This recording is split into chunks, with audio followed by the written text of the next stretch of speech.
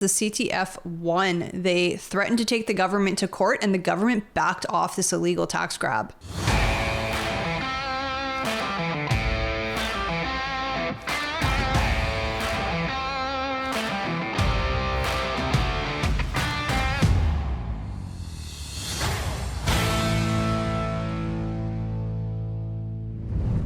We have breaking news today regarding the capital gains tax hike that was being collected, but it wasn't passed into law.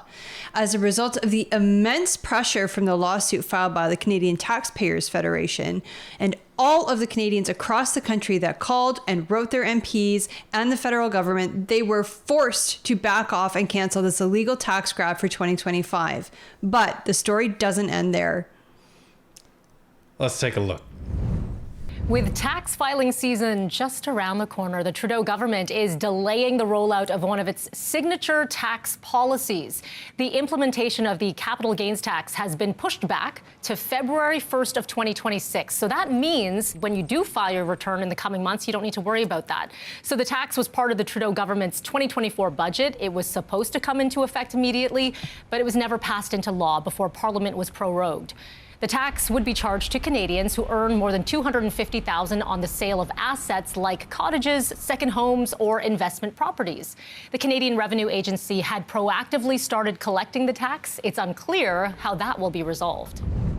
So, CP24, do better. Do better. This lady literally said in this overview that, well, when you file your 2024 tax return, you don't need to worry about that. But then couple seconds later, she says the CRA had been proactively, like that's a good thing, collecting this tax, and it's unclear how that'll be resolved. Well, I guess the people that are going to be filing their 2024 tax return do need to worry about that if they're subject to capital gains now, aren't they? So this is the thing.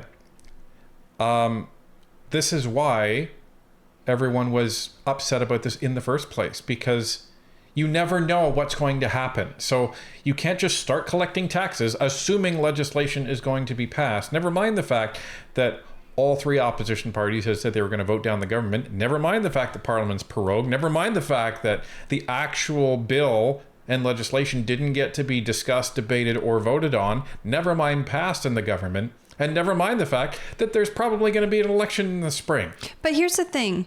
You are supposed to be able to know what's going on, because the CRA can't just go rogue and decide to start collecting a tax that wasn't passed into law. And that was the entire basis of the CTF's argument. And it was a fair argument, because no taxation without representation, meaning the government is not supposed to be taxing you unless your representation, which is your member of parliament, has had the opportunity to speak on it, ask questions, debate it, and then vote on it. That's what that means. Even the Senate, although they can pass laws, cannot pass tax laws because, again, they're not your representative. You didn't vote for them to be there. They were appointed. Yeah, they cannot oppose tax laws. And they can't make them either. Yeah, they cannot create them from the Senate. So that's something for you. Now, CP24 wasn't the only news outlet that noticed this. The Globe and Mail also noticed this. Federal government delays capital gains tax increase to January 1st, 2026. Mr. LeBlanc said the decision was driven by the need to provide certainty ahead of tax season. Quote, "Given the current context, our government felt that it was the responsible thing to do. I look forward to further conversations with Canadians on how we can ensure Canada's fiscal policy encourages robust and sustained economic activity in every region of our country," end quote, he said in a statement. Federal officials had said the Canada Revenue Agency would continue to administer the tax change with the understanding that there would be future refunds in the event that the tax changes do not eventually become law. The federal budget said the increase would raise $19.4 billion over 5 years for Ottawa and a further $11.6 billion for the provinces and territories. A federal election is scheduled to take place by October, but is widely expected to occur in the spring, given that the main three opposition parties are vowing to defeat the government after Parliament resumes on March 24th. Mr. Trudeau prorogued Parliament to allow time for the Liberal Party to select a new leader on March 9th. The new leader could decide to trigger an election before the House of Commons is scheduled to resume sitting. John Oakey, a vice president of taxation for CPA Canada, said in an interview that the political uncertainty in Ottawa is creating challenges for the business community. He also noted Canadian businesses are facing a lot of uncertainty over tariff threats from the U.S. and said some responses to U.S. policies will need parliamentary approval. Quote, "So I think when you put all of these buckets together, what we're getting is tremendous anxiety within the business community based on all this uncertainty that's happening," end quote, he said. Okay, so so what's all that saying? Basically, today's a good day for taxpayers in Canada. It definitely is. The CTF won. They threatened to take the government to court, and the government backed off this illegal tax grab. Yeah, in this case, I think they can say, I fought the law and taxpayer won. That's what sure we can did. say here. So thanks for everybody for watching that video that we put out of that breaking news story a few days ago. And it was exactly a week ago. It was last Friday. Yeah. And we are still going to be donating all the money that we've raised from that video. That's all of the ad revenue plus all of the super chats. Everything that we received from that video is going straight to the CTF.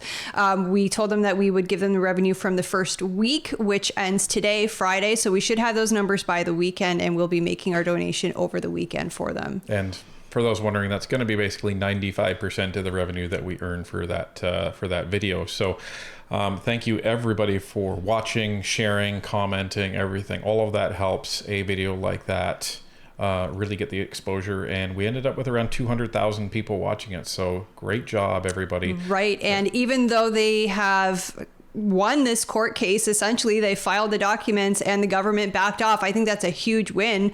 Whether you can say it's winning the court case or not, I don't know if technically that's the case, but we won. The CTF won, and that donation is going to go towards their other projects, such as defunding the CBC, saying no to automatic government tax filing, as well as the carbon tax. So they do amazing work over at the Canadian Taxpayers Federation. Please, if you're not subscribed to their channel on YouTube, go check it out and make sure you ring that bell. And they also have a video on their channel about this. We didn't want to just take it and put it in our video, so check out their very energetic announcement of the result today. And as I say in that video, this is a win, but it's not over yet because the government is just delaying it until January of next year.